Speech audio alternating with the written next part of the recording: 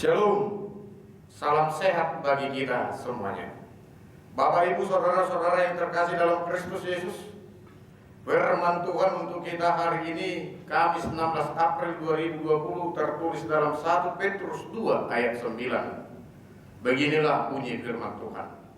Tetapi kamulah bangsa yang terpilih, imamat yang rajani, bangsa yang kudus, umat kepunyaan Allah sendiri, supaya kamu memberitakan perbuatan-perbuatan yang besar dari Dia yang telah memanggil kamu keluar dari kegelapan kepada terangnya yang ajaib.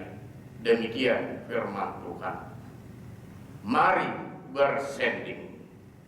Bapak, Ibu, saudara-saudara yang dikasihi Tuhan Yesus Kristus, firman Tuhan ini mengingatkan kita akan jadi diri kita yang sebenarnya. Siapa sih kita sesungguhnya? Rasul Petrus mencoba menjelaskan akan siapa kita dan eksistensi kita di tengah dunia ini.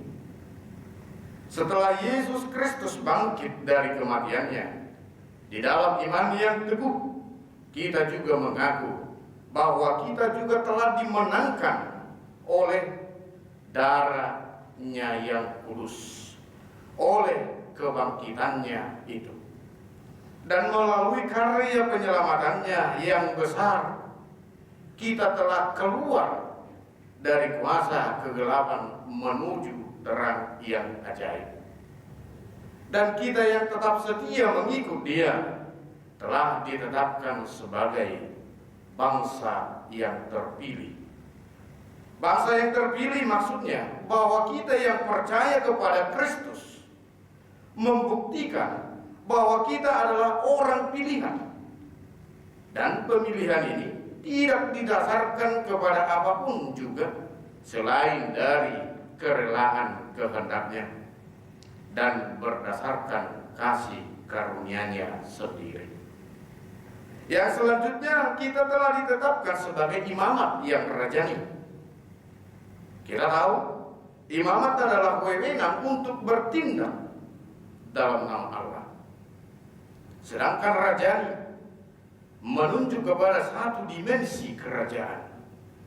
Berarti imamat rajani dikaitkan dengan kerajaan imam yang bertindak dalam nama Tuhan. Keluaran 19 ayat 6, di mana dalam kerajaan imam ada seorang raja, dan Zakaria 6 ayat 13, Kristus digambarkan sebagai seorang raja dan sekaligus imam yang duduk di atas takhta. Dalam hal ini Petrus menggambarkan orang Kristen sebagai imamat rajani yang memiliki kedua status fungsional sebagai raja dan imam.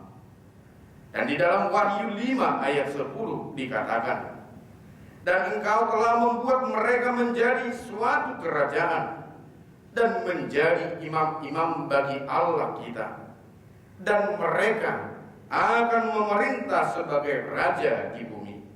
Hal ini menegaskan bahwa kita orang Kristen disebut imamat yang rajani karena kita melayani raja di atas segala raja.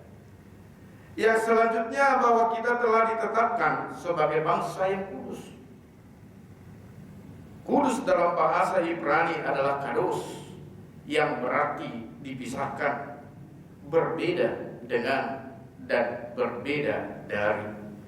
Hal ini menegaskan bahwa kita, orang Kristen, adalah orang yang dipilih dan dipisahkan Tuhan di dalam Kristus untuk melayaninya. Kita yang telah menerima penebusan itu dipanggil dalam bentuk persekutuan di dalam Kristus, union with Christ. Melalui iman, setiap orang percaya mengalami pembenaran dan pengudusan di dalam persekutuan dengan Kristus, di mana kedua hal ini tidak bisa dipisahkan, sehingga setiap kita dijadikannya sebagai bangsa yang kudus di hadapannya. Selanjutnya, kita ditetapkan sebagai umat kepunyaannya. Setiap kita yang dipilih Tuhan adalah sepenuhnya kepunyaannya. Kalau kita sudah kepunyaannya, tentulah kita akan mengabdi hanya kepada Dia. Tidak ada satu orang yang dapat mengabdi kepada dua-dua sekaligus, seperti apa yang tertulis dalam Matius 6 ayat 24 itu. Sekali menjadi kepunyaan Tuhan, maka selamanya kita akan bersama-sama dengan Dia. Mengapa kita menjadi kepunyaannya? Karena kita sudah dibeli, ditebus dengan darah yang mahal, darah yang kudus, yaitu darah Yesus Kristus. Oleh sebab itu, jangan pernah jual imanmu, jangan pernah kau nodai darahnya yang kudus itu hanya untuk memuaskan nafsu duniamu. Setelah kita memahami siapa kita di hadapannya, maka Petrus juga mengajak kita untuk menyatakan eksistensi kita di tengah-tengah dunia ini sebagai anak-anak kepunyaannya, untuk memberitakan perbuatan-perbuatannya yang besar. Di sini kita diajar untuk bersaksi kepada seluruh umat bahwa sungguh besar karya penyelamatan Tuhan dalam diri Yesus Kristus kepada kita. Jangan berdiam diri, namun mari berbenah diri untuk bersama-sama mengabarkan Yesus Kristus adalah Tuhan dan Juru Selamat dunia. Mari bersanding di dalam kebenarannya, agar setiap mereka yang di dalam dunia kegelapan dapat melihat cahaya terang, cahaya kebenaran dari Yesus Kristus Tuhan kita. Amin. Kiranya Tuhan memberkati kita.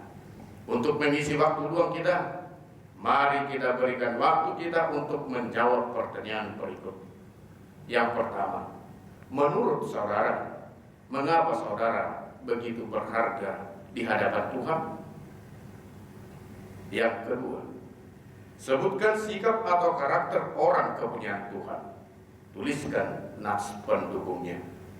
Silakan jawabannya dikirimkan langsung ke nomor WA kami di 082362115040. Dan bagi Bapak Ibu saudara-saudara, pengirim tercepat dan jawabannya benar untuk 3 orang pertama akan mendapatkan hadiah langsung dari kami. Kiranya dari setiap apa yang kita perbuat ini, nama Tuhan semakin dipermuliakan. Amin.